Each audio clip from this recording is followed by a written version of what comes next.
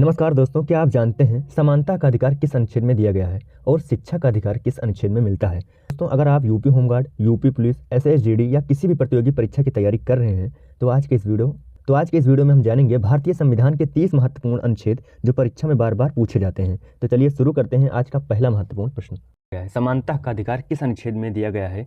तो इसका right answer हो जाएगा ऑप्शन ए, अनुच्छेद 14 में सभी नागरिकों को कानून के सामने समानता का अधिकार देता है। अस्पृश्यता का अंत किस अनुच्छेद में किया गया है? तो इसका राइट आंसर हो जाएगा ऑप्शन ए, अनुच्छेद 17 में। स्वतंत्रता का अधिकार किस अनुच्छेद में दिया गया है? तो इसका राइट आंसर हो जाएगा ऑप्शन बी, अनुच्छेद 19 में नागरिकों को भाषण और अभिव्यक्ति की स्वतंत्रता देता है। जीवन और व्यक्तिगत स्वतंत्रता का अधिकार किस अनुच्छेद में है? तो अनुच्छेद 21वें में नागरिकों को जीवन और व्यक्तिगत स्वतंत्रता की सुरक्षा देता है। शिक्षा का अधिकार किस अनुच्छेद में दिया गया है? तो अनुच्छेद 21वें में बच्चों को मुक्त और अनिवार्य शिक्षा का अधिकार देता है। संवैधानिक उपचार का अधिकार किस अनुच्छेद में है? तो अनुच्छेद 32 में नागरिकों को सुप्रीम कोर्ट में जाने का अधिकार देता है। उपाधियों का अंत किस अनुच्छेद में किया गया है? तो अनुच्छेद 18 के अनुसार भारत में राजा महाराजा जैसी उपाधियों को समाप्त कर दिया गया है और इसलिए इसका राइट आंसर हो जाएगा ऑप्शन ए, अनुच्छेद 18। अपराधों के लिए दंड से सुरक्षा किस अनुच्छेद में दी गई है? तो इसका राइट आंसर हो जाएगा ऑप्शन ए, अनुच्छेद 20।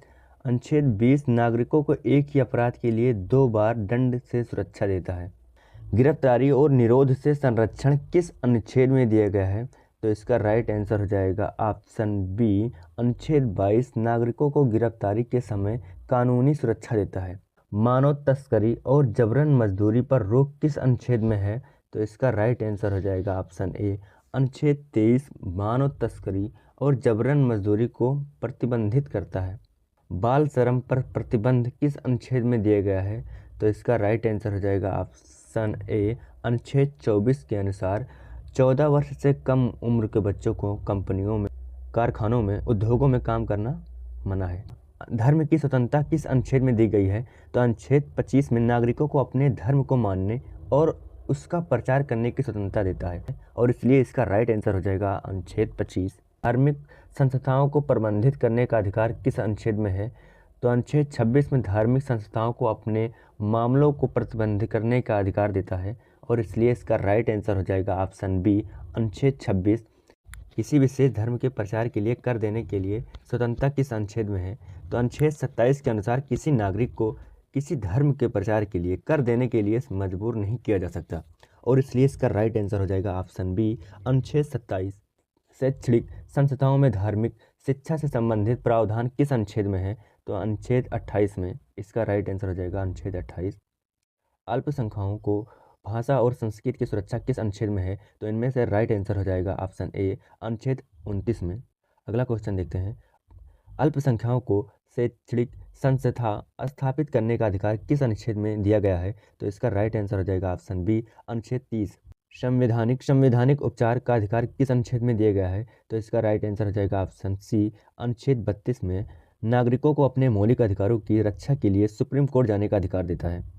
सशस्त्र बलों को मौलिक अधिकारों से संशोधित किस अनुच्छेद में बताया गया है? तो इसका राइट आंसर हो जाएगा ऑप्शन ए, अनुच्छेद 33। अनुच्छेद 33 के अनुसार संसद सशस्त्र बलों मौलिक अधिकारों को आवश्यक परिवर्तन कर सकता है, इसलिए इसका राइट आंसर हो जाएगा ऑप्शन ए, अनुच्छेद 33।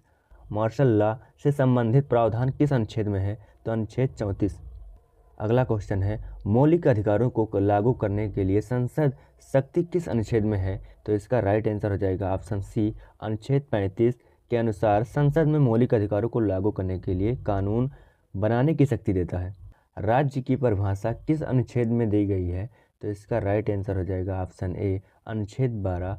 अनुच्छेद 12 के अनुसार राज्य की परिभाषा दी गई है जिसमें केंद्र और राज्य सरकार को शामिल है।